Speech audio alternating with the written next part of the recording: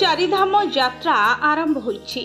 मे 10 रे बाबा केदारनाथ को द्वार खोलिबा परे वर्तमान रविवार सकाळ 6टारे भक्त मानक पई बद्रीनाथ धामर द्वार मध्य खोला जाइछि। वैदिक मंत्र उच्चारण और बद्री विशाल जप सह मंदिर कबाट खोला जाइछि। तेणु जमुनोत्री धाम को न जावाकू लोकंकु निवेदन कराइछि। 6 मास परे बद्रीनाथ धामर कबाट खोला जाइछि, जहा गत वर्ष 18 नवेम्बर शीत दिन पई बंद रहितला। वर्तमान उत्तराखंड रे अवस्थित चारधाम पई मंदिर द्वार खोला जाइछि।